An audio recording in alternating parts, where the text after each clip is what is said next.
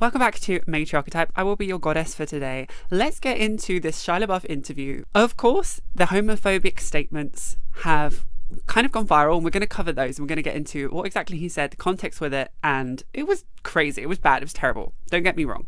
But like, that is barely scratching the surface. I watched the whole interview earlier today, and it was a hot mess. It was a crazy hot mess. Worse than I had envisioned. We're going to get into some of the, I'm going to say, best, worst bits. So without further ado, let's get started. Okay, so this comes at a time where Shia LaBeouf, I'm going to be careful with my wording because of legality, but I believe he got arrested, and he's talking through the interview about how he's in still communications with the courts and some backstory. I won't go into it too much, but the context is also that there was a abusive relationship happening with his ex-wife. I won't go into the further details of that, but I think it definitely comes into connection with everything we're going to cover today. So I don't know too much about that. I wasn't as much on the scene at that time, but looking back into it for the research for this video, it does kind of ring hollow a lot of what he's saying, and also it does give context to maybe why we are where we are. So let's, keeping that in mind, get into some of the craziest parts of this interview. So this interview is all surrounding Mardi Gras and this festival that's happening, and it's obviously well known for partying, and it's a very cultural thing. And a lot of the interview focuses on Shia LaBeouf's issue with sobriety, alcohol abuse, violence, and acting out with anger. I think a lot of people probably saw some of the Mardi Gras media coverage. I understand. Heard about the arrest and stuff. God bless them. Likely want to know how you're doing. Bro, I've been having the time of my life. I got some contrition on my heart, you know what I mean? It's not nice to hurt people, ever. It's fucking lame. People got hurt, I gotta deal with that. I'm gonna deal with that. I'm gonna deal with that in full. I'll eat it all. It was on me. It's not on them. It's on me. I fucked up. It's on me. So you take responsibility for 1,000%. We're not gonna play games. Yeah. But I had a great time. Definitely. There's this underlining, talk as well about Catholicism and retribution and God and Jesus. I mean, at the very end, he talks about how if he could speak to Jesus now, he wouldn't say anything. He would just kiss him. God, kiss him. I kiss his feet. Which is going to be relevant. And we're going to come back to that. Anyway, stick around to get to that point. So we open up with that kind of framing. The interviewer, bless him, don't know who he is. He seems a bit underprepared for the hot mess that is about to begin. Definitely. And that only worsens when Shia LaBeouf just goes off the rails, and the poor interviewer is just okay, that's fine. It wasn't fine, and it's not fine. I'm a Catholic. What does that have to do with you feel how does that connect to the... I don't know. The whole story's not out yet. I don't know what was going on in my head, but it don't matter. I mean, the truth is, I said words not okay to say. I don't want to hurt nobody's feelings. That's what I mean by being, I'm a Catholic. I'm not supposed to be out here, I'm wrong for what I did, is what I'm saying.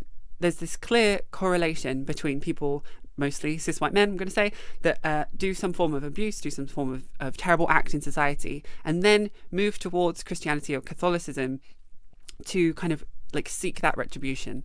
Now, I will say that it looks like Shia LaBeouf has already been connected and always has been connected to religion in that sense, a family relation to Catholicism. It makes a bit more sense why this is coming into the conversation, but it doesn't take anything away from the use of it as an excuse to what he's doing and what he's done. Throughout this entire thing, Shia LaBeouf's composure is also not someone that is coming across completely stable, and that is talking from an element of personal lived experience and understanding of the situation. I'm not going into this completely unaware, but there's a scene where he gets up and walks off randomly, and people are also is he walking out? Is this a big issue? But he's no, he's grabbing a drink, or he's putting his bottle in the fridge. It's very Yeah, I'm just a man. I'm trying to find it, and Elior.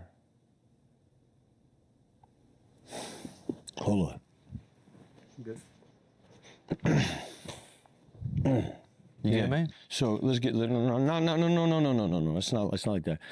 It gave that the interviewee is interviewing in his current home, or where he's staying, and so Shia LaBeouf's just chilling out talking to a friend, or he's making a conscious effort to do that. Now he says something really interesting. he talks about when you are trying to get sober, that certain programs, I assume he's talking about the AA, because I've heard about this from other sources, they push you towards Catholicism and religion in a way to put the burden of like responsibility onto you. And I've heard this through several people. It's interesting to see from the perspective that like religion is an innately, especially dogmatic religion, especially Catholicism, especially religion like Christianity, it's a very judgmental religion. So when one is faced with the understanding that they have like an alcohol abuse problem or they're an alcoholic, like taking the weight of that as an issue is something that is core to understanding that you have an issue.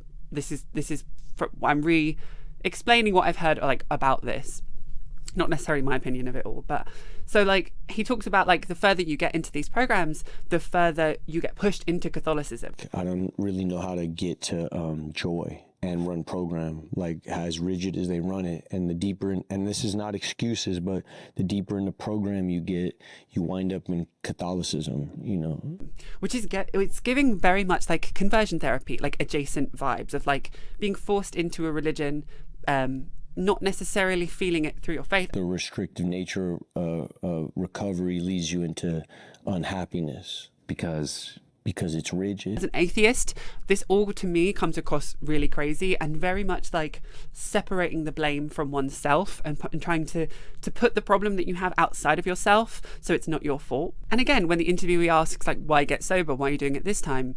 He very much gives reasons other than for his own self and his own sake. He gives like, do it for the girlfriend, like do it for the girl voice, she'll get scared, which is a very weird statement. Like that's a very sad statement in itself, that you're this deep into alcoholism that you're like scaring the people around you. That obviously is an issue. What do you think has been like behind your decision to get sober every now and again? Usually I've been forced to get sober by the court system usually, and then women get scared, you know, so then you got to stay sober for the girl. So you feel like most of your decision to like lay off the drinks was external factors? Yeah, the business, the job, holding on to the career, holding on to the girl, holding on to family, holding on to fear and all the shit, people around you. You know what it is when the walls close in. You just want to calm it down. So you make a bunch of decisions that are inauthentic because you just want to calm everything down. Especially when you provide for other people. Especially when you're the racehorse, yeah, for sure. Then you gotta, then it's more than that, you know what I mean? This is all happens before the homophobic comments, obviously, but we'll get to that. But I do believe that like it gives a context before everything, but not in a good way, not in an excusatory way, in a sad way. Like this guy's clearly not doing well. He was a childhood star in Hollywood. He's growing up to an adult with, you know, I would say like resources and power and a lifestyle that he can choose. And he's like many chosen, you know, alcohol abuse, substance abuse, and that's a sad thing for anyone to go through. It doesn't excuse any of his behavior, but like we're building the context as to how we're going to get to where we're about to get to. It gets crazy. It gets truly crazy. Okay, so let's get to the main like chunk of the interview itself that's going quite viral, and it opens up pretty much with him talking about having a small man complex. My behavior, bullshit. I gotta deal with that. Does that mean I gotta go to rehab again? I'm just not into it, bro. I don't think my answers are there. I don't. I genuinely don't. If I genuinely did, I'd go. I don't think I have a drinking problem. I think I have a different problem, and I'm gonna address it. What's that problem? I think I have a small man complex. Some kind of Napoleonic, I don't know what it is. Should I give my thoughts on that? I don't know. Small man complex. Someone that married a short king, and I wish he was here to actually stand up for the short kings of the world. I feel like this is just purely my opinion, and I'm not really basing it on anything other than my opinion. But like, I feel like some men or male expressing people that claim they have a short man complex themselves is just kind of trying to justify their own bad behavior or their own bad personality on being short in a culture, in a society that allegedly values taller men, and connecting height with masculinity and therein access to patriarchy and power. And so short man syndrome to me is coming across as very much like, well, of course I'm upset. I don't have access to patriarchy like all of the tall kings do, so why wouldn't I act out? Like, which if you think about it, is very messed up. Like, A, you're asking for a seat at the table at an innately terrible system. You're using your height as an excuse for bad behavior. Well, in any way you look at it, that's what's happening. And also, like, if there was a societal like line of every single short man had this issue, it would be like, okay, it may be a thing. But like, it's not. Tall people are bad. Small people are bad. Like, having a complex about being short in society is, it's like, does that excuse bad behavior though? The complex itself, whether it exists or not, I don't know. But like, using that to justify bad behavior to me is crazy. It's like, I mean, of course I'm like dumb. I'm a blonde. Like, no, we're way past that, and that is not where we are anymore, I'd like to think. I think it's something that has to do with anger and ego more so than my drinking. But that's where I'm at now in my journey, and I'm trying to navigate it. I'll figure it out. So then the interviewee asks, like, what sets off your anger? What kind of things set off that anger? What kind of things set off that anger? I mean, boy, I haven't experienced it for a while, but I'll be honest with you. Big gay people are scary to me. Which, like, as someone that has a history of, you know, as Shia LaBeouf does, we are aware that his anger is set off through various reasons, right? But obviously he's bringing up this next example because it's just happened. But he says, big gay people. What sets off your anger? Big gay people. Okay. When I'm like standing by myself and 3 gay dudes are next to me touching my leg, I get scared. I'm sorry. If that's homophobic, then I'm that. Yeah. Does that happen a lot? No, it just happened one time. He says, like, this only happened one time, and I'm like, well, your anger hasn't only happened one time, so how can anger be caused by big gay people across the board? I don't know. You see where I'm going with this? But so he sets up this scene, and from what I can tell from different sources and stuff, there were these 3 big gay people. I just love that. And apparently there was a leg touch. That's why I got arrested. Oh, okay. Yeah. So you were sort of being groped and surrounded. I'm not going to say that because my lawyer said, "Oh fuck, dude." It's okay. We can back up. I am wrong for touching anyone ever, and that's the end of my statement on this whole shit. Sounds good. Cool. I can't tell from the interview whether, like, Shia LaBeouf started with the leg touch or if the leg touch was onto him. It would make sense contextually that they touched his leg and he found that as like an encroachment of his personal space. Again, fair, and like, none of this is excusing anyone breaking any boundaries on any side. However, again, because of this boundary breaking, there was like a fight, I guess, I don't know, there was an arrest, but like, this comes from someone that has a history of clearly breaking other people's boundaries in the form of violence and scaring his girlfriend from being too alcoholic. Like, the cognitive dissonance of how he doesn't want to be treated like he has treated other people, especially by taller gay men, big gay men. Like, to me, it's very clear. It's like, can you, without being truly sorry and taking accountability of what you've done in the past, you're just clearly not wanting to be treated how you've been treated before. Like, and that comes to so much of what we know about like straight men that like are really homophobic about gay men being flirtatious to them. That's a boundary that they consider, but they wouldn't carry that over to flirting with a woman who they perceive to be someone that like they should get with, who clearly doesn't want them to flirt with them. Like, that boundary to them doesn't exist. And I think this is a pattern of behavior that's so apparent in society. Like, I'm obviously generalizing, I'm using general terms for like men and women and stuff, but like, I think it says a lot when men don't want to be flirted to by gay men, but they're happy to flirt with any woman that they consider on their radar as someone they can flirt with. I feel like, come on, surely you can add 2 and 2 and get 4. Like, really, it's not that hard. Come on, little guy, you can do it. Not the little guy. Moving back to like what kind of things would set off that Napoleon complex? Being challenged, my masculinity being challenged, somebody touch my girl, or touch my kid, or, you know, I'm good with gay. Be gay over there though. Don't be gay in my lap. That's a crazy statement. Like, obviously, like, boundaries are boundaries. I get that completely. But that's still homophobia, whether you want to say it about, you know, you be over there and or being gay on my lap. Okay, let's talk about personal experience. Some of the most secure people in their sexuality would laugh along with the flirtatious jokes that they were comfortable with. I mean, obviously, like, going too far can happen across the board with anyone, but like, basically, if we don't have a situation in which Shia LaBeouf had someone grinding on his lap and he reacted accordingly to that boundary, then him saying, be gay over there, not on my lap, is something happening in his head, right? You with me so far? So like, we don't have a situation where someone grinded on him on his lap and that crossed a boundary for him, which he fairly didn't want to happen, and he acted out. Not saying acting out with violence is fair there, but like, he responded accordingly. That, to my recollection, to our understanding of this context, didn't happen. So that's in his head. So he's hearing it as like, if you're too close to me and gay, then you're like, then the first thing he's thinking about is a guy grinding on his lap. Like, I'm not going to say what I want to say, but you can kind of see where I'm going with what I'm said. So you feel like when things that you feel that you possess in a way are challenged, like your girl, your kid, if someone gets in the way of what they want to do. Yeah, if somebody, there's personal space type stuff, you know, which gets weird it's Mardi Gras. That's why, bro, I was drunk and it's Mardi Gras. So everything I'm saying is nonsense. It's Mardi Gras, you know? And then randomly trans people just catch strays. And this is the worst thing to say, and I'm not going to say it. I've never had no problem with gay people. Never.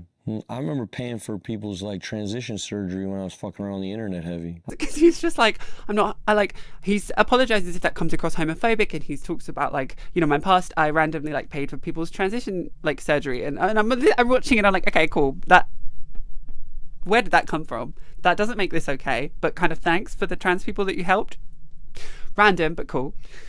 And then you can see the interviewer the interviewer is desperately trying to steer away from this random homophobic rant, and he knows it's going to go viral in his head, and he's just trying to talk more about like, okay, but like, why what makes you angry? Like, let's go back, please. Beep, beep, reverse. Like, I don't want to go viral tomorrow. Like, and he fails miserably, and Shia LaBeouf just completely goes on one. And through actually the whole course of this interview, he gets like more and more away with the fairies. I would say, like, I perceive it to be more drunk. Like, it just continues to like come up with crazy answers, and some of the bangers are right at the end, which we're gonna get to next. I know what the Bible says About homosexuality. what does it say? Nah. That's what it says. Yeah. What does it say in the Bible about gays? Nah. No, it doesn't say that. I don't think that it's written down Nahhhhh. But I don't know, I've never read it, so we'll see. He does mention his ex-wife, who the interviewee says, like... You saw your ex-wife said that you should be in rehab. And earlier in the interview, he says, like, should I be in rehab? Maybe. Am I going to go? Nah. Which, okay, is also telling, I would say. People around you that love you, I genuinely think, like, know best about you, especially in a situation where you're using substances that take away your own ability to understand things around you, right? So like, if you're an alcoholic, you're, you know, not in a state of awareness, and people watching you have more awareness about you than maybe you do. That doesn't mean they always have your best interests in mind, but like 9 times out of 10, like, if your family say you should go to rehab, you should go to rehab. And then it gets crazy. He talks about this Big Brother program where, I mean, it's sad that this stuff has to exist, but like, it kind of looks like a kind of role model figure that took him out, and because he requested it, helped him to access to alcohol at like 16. I was in a Big Brothers program. What's that? It's like when your dad's in jail and they give you like some nice guy to come take you to a Dodger game, take you out to hang out, he used to take me dirt bike riding. It was super sick. His name was Tom. He was cool, bro. He took me to TJ one time. What'd you and Tom do in TJ? You go to the water park? We got fucking drunk. Oh, I shouldn't have said that, but he's gone. Good. He's gone. God bless Tom.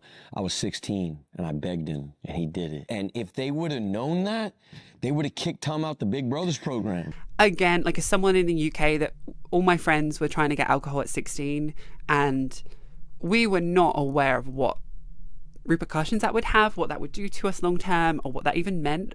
I do feel for him, and obviously this isn't excusing anything, but like, look at him now. He's clearly not really using alcohol very well. Let's just make that connection, shall we? And then we end on this like forgiveness and Catholicism, and again, like Matt B said on Instagram, very much about like the use of religion to force a level of forgiveness and self-justification of bad actions. I do agree. Like, it's really sad to live in a world where majority male expressing people can just use that as an excuse. Not all men, but like not only men, I should say. But like, to me as an atheist, like, just because there is some religion out there and some book written by some people randomly that says you can get forgiveness, that doesn't mean you get forgiveness. And also throughout this whole interview, he doesn't actually talk like someone that is facing it head on and has accountability. He talks like someone that's lawyers, this is my opinion allegedly, but like his lawyers have just told him to say like, you've done some bad shit and say sorry for it. Like, he doesn't actually sound like he understands what that bad shit was, or like the road to take accountability and make it up to people around him if that's what he wants to do. Like, he kind of comes across like it's a PR team telling him like, you please say you're sorry, like throw it in there, just mouth it out to the camera, like just do what you can. Rather than actually being sorry. And then we end on this banger of like the interviewer asks, like, if you could speak to Jesus now, what would you say? And it's towards the end of the interview. I would say, yeah, there's a difference between the earlier interview, like Shia LaBeouf to him now. What would you say to Jesus if you could meet him? I wouldn't say shit. Really? Nah. Bro, I'd kiss him.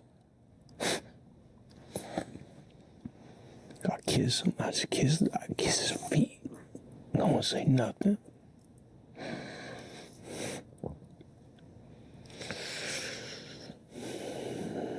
Chill out with these questions, Andrew. My bad. I didn't know it was gonna make you emotional. I'm a real Catholic, bro. A real one.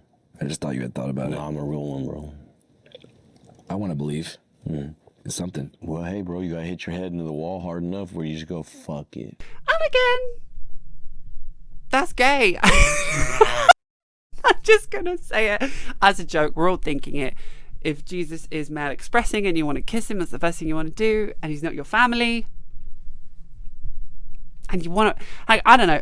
I'm not obviously here saying like Shia LaBeouf is a closeted gay man. Like, it's the age-old thing of like, as a man in the patriarchy having to perform all of this masculinity, which is innately not like true to oneself. It's just like put upon us in society, or put upon men in society. Like, he's having to like grapple with the idea of like self-identification and like the acts of love between men. I mean, let's remember, like, if you take away the patriarchy, like, men should be able to love each other and express that physically, and that doesn't have to have tags on it or anything like that. Like, you know, brothers loving each other, uncles, son to father, that kind of thing, like friends, that shouldn't have an innate stigma attached to it. And this is another example of a man in society that's grappling with that.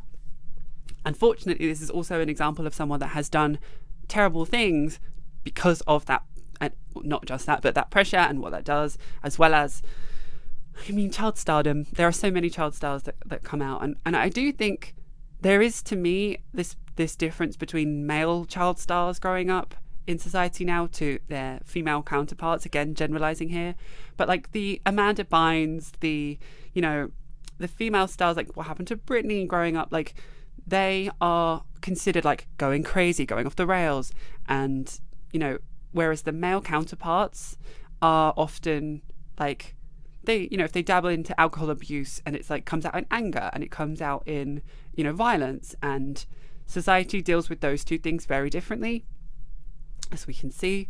So it's, I feel sorry for everyone that Shia LaBeouf has affected or hurt. I feel sad for the community at the moment, the LGBTQI plus community, that are just catching strays at every every moment, it feels, at the moment. So to the 3 big gay men that scared Shia LaBeouf at the Mardi Gras festival, like, I hope you're doing okay, and I hope you're healing, and if no boundaries were crossed, like, I wish you well. I don't know. But any man out there that's in agreement with Shia LaBeouf that a gay man touching his leg is a step too far, question how many women or how many people's legs you've touched without getting their consent, and how uncomfortable you may have made them feel before you start throwing out insults to the gay community. Just a thought. Anyway, kind of a short one today. I'm going to kind of wrap it up there, but thank you so much for sticking around to the end. If you are still here, I am Mattxiv. As you know, this is my channel. Please feel free to check out some of my other content.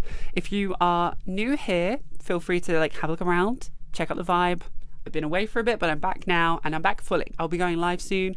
And I also have a Patron with my entire backlog and some other extra goodies if you are that way inclined. And if you are a regular and you're happy that I'm back and you've missed me while I've been gone, thank you so much for being so patient, and I promise I'm not going anywhere again, and I can't wait to catch up soon and tell you more about my current situation. Anyway, for now I will say goodbye. I love you all so much. Take care of yourselves in these turbulent times, and I will see you on the next one.